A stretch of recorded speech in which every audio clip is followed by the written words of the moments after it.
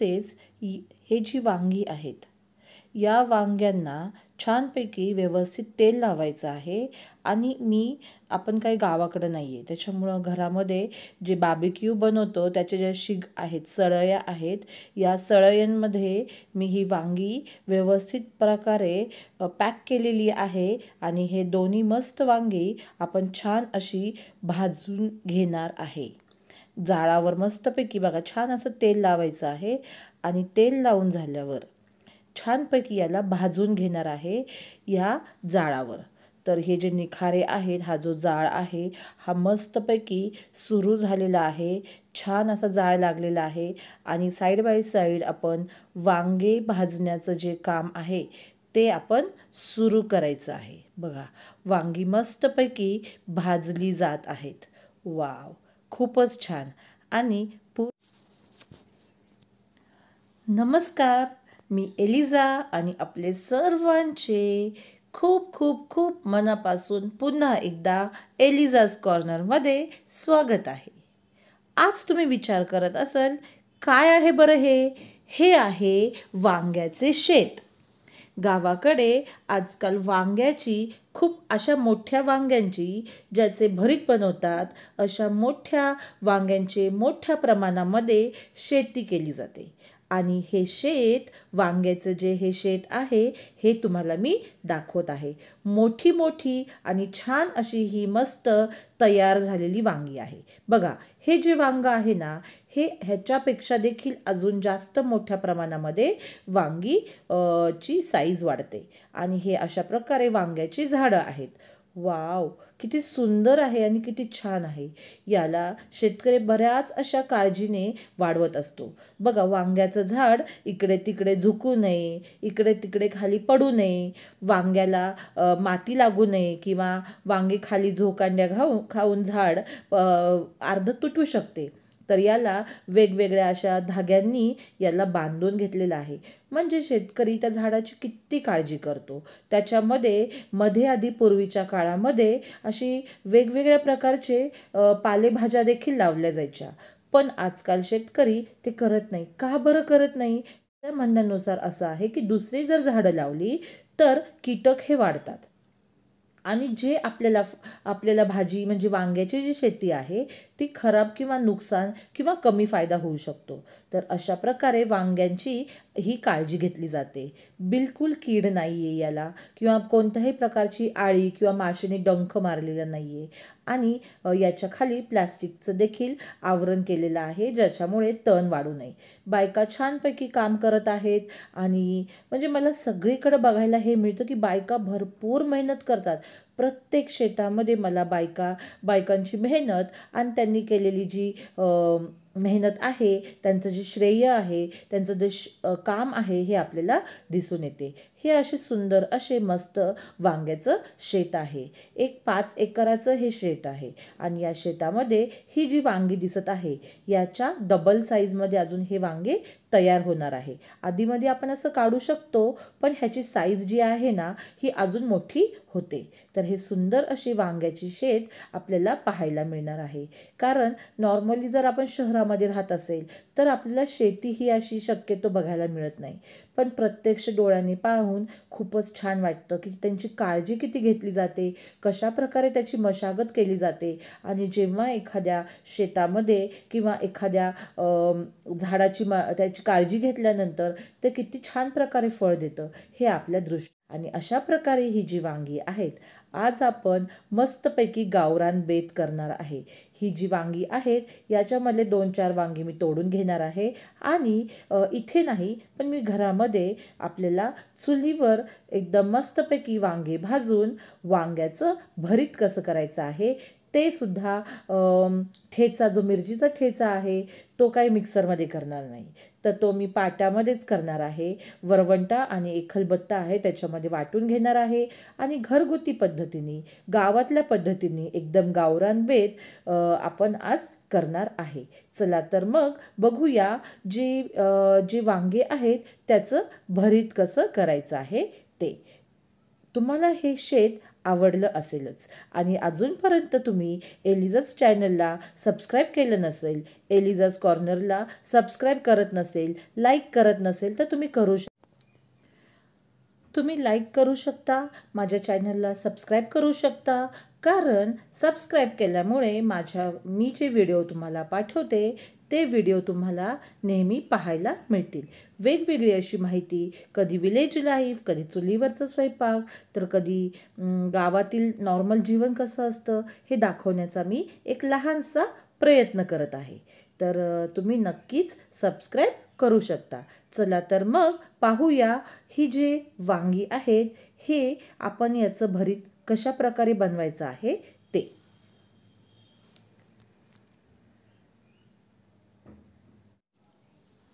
आता आपण वांग्याचे भरीत बनवणार आहे, ते सुद्धा चुलीवर बनवून. तर चुलीवर जेव्हा आपण घरातल्या घरात इकडे चूल पेटवलेली आहे, जी शेगडी आहे, जे आपण शहरामध्ये शक्यतो त्याचा वापर करतो. एक मूठभर मी लसूण घेतलेले आहे, सोलून घेतले आहे. आणि त्याचप्रमाणे एक मूठभर हिरव्या मिरच्या घेतलेल्या आहेत, ज्या हिरव्या मिरच्या भरपूर प्रमाणामध्ये तिखट आहे, म्हणजे झणझणीत, झण अशा प्रकारचे हे आपले वांग्याचे भरीत तयार होणार आहे. तर मी इथे बार्बेक्यू जे करतो त्याच्या ज्या सळई आहेत त्या सळयांमध्ये मी ही वांगी व्यवस्थित प्रकारे त्याला लावून घेतलेले आहेत. त्याच्यामध्ये वांगी खुपसून घेतलेले आहेत. आणि हे 2 वांगी मी मस्तपैकी चुलीवर याला भाजून घेणार आहे. चुलीवर भाजून घ्यायच्या पूर्वी मी याला थोडंसं तेल लावणार आहे. आणि तेल वगैरे लावून आपण हे मस्तपैकी चुलीवर आपण या वांग्यांना भाजून घेऊया. साईड बाय साईड मी इथं खलबत्त्यामध्ये हिरवी मिरची आणि लसूण हे वाटून घेणार आहे. बघा मस्तपैकी जाळ जो आहे हा छान तेवत चाललेला आहे. आणि याला मस्त हे जे वांगी आहेत हे भाजायला सुरुवात झालेली आहे. आता काय करूया आपण, इथे खलबत्त्यामध्ये आपण मिरची आणि लसूण हे वाटून घेऊया. खूप जोरजोरामध्ये आपण जर वाटायला सुरुवात केली तर डोळ्यामध्ये मिरच्यांचं येण्याची शक्यता असते. तर तुम्ही जरा जपूनच करा हे. आणि मस्तपैकी ह्या मिरच्या आणि लसूण ह्यांचा हा आपण ठेचा तयार करून घेणार आहे. मस्तपैकी हळूहळू करा, सुरक्षित करणं गरजेचं असतं. कारण जर आपल्याला डोळ्यामध्ये जर गेले तर मग त्रास होईल. हे वांगी तिन्ही बाजूनी, सर्व बाजूनी व्यवस्थित असं गोल गोल फिरवून हे बारीक करून भाजून घ्यायचे आहे.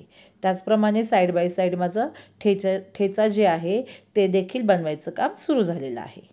आता आपण काय करायचं आहे, वांगी छानपैकी आपली भाजून घेतलेली आहे.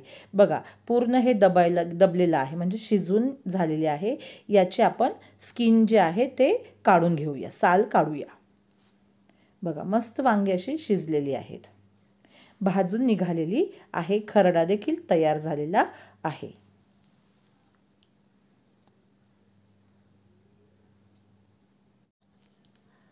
आता आपण ही जी वांगी आहेत याचे पूर्ण साल काढून घेतलेले आहे.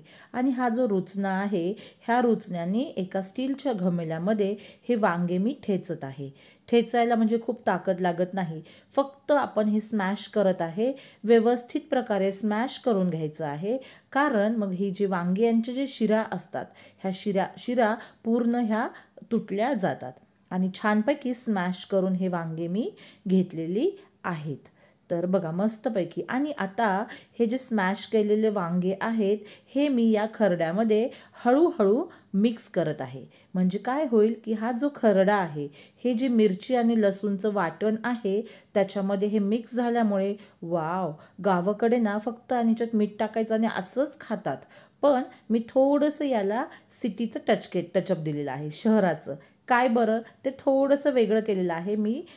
बघा मस्त हे आपला ठेचा. आता बघूया पुढची प्रोसिजर काय आहे ते. बघा मस्तपैकी, वाव कसलं भारी ना, खूपच छान बरं का. तोंडाला पाणी सुटायला सुरुवात झालेली आहे. असं वाटतं मस्त भाकरी करायचं आणि हे असंच आपण खायला सुरुवात करूया. हा जो अरोमा असतो ना हा खूप मस्त येतो.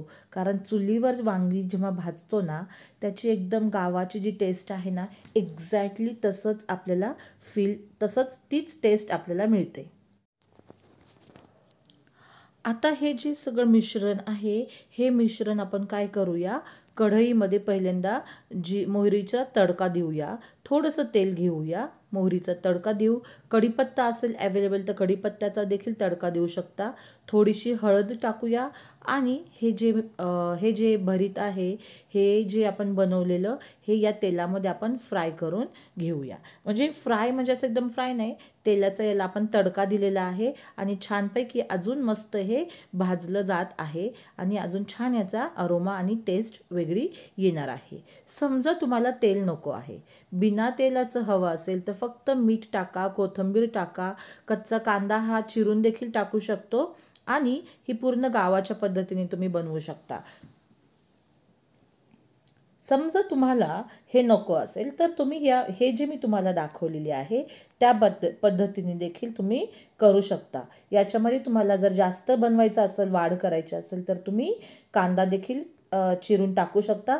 कच्चाच कांदा भरीतमध्ये टाकला जातो, जेणेकरून तो आपल्या तोंडामध्ये छान असा कुरकुरीत असं गावाचा फ्लेवर देण्यासाठी होईल. तर अशा प्रकारे हे जे आपलं भरीत आहे, मस्तपैकी झणझणीत असे हे वांग्याचे भरीत चुलीवर भाजल्यामुळे त्याची टेस्ट आणि सगळी पद्धतच पूर्ण टेस्ट ही वेगळी तयार झालेली आहे. आणि अशा प्रकारे आपले हे जे वांग्याचे भरीत आहे, शेतामध्ये जाऊन शेतातून तोडून घरी आणून त्याला छानपैकी चुलीवर भाजून झन झन झन असं मस्तपैकी झणझणीत आपले हे वांग्याचे भरीत गावाच्या पद्धतीने तयार झालेले आहे. आय होप तुम्हाला माझी ही रेसिपी आणि माझं हे जे शेत आहे हे आवडले असेल. जर आवडले तर नक्की लाईक करा. रेसिपी आवडली तर नक्की लाईक करा, शेअर करा. त्याचप्रमाणे माझ्या चॅनलला सबस्क्राईब देखील करा. घेऊन मी एलिझा पुन्हा तुम्हाला भेटायला येणार आहे. तोपर्यंत जिथे आहे तिकडे स्वतःची काळजी घ्या. परिवाराची काळजी तर आपण घेतच असतो. Bye bye. See you. Take care. May God bless you all dear friends.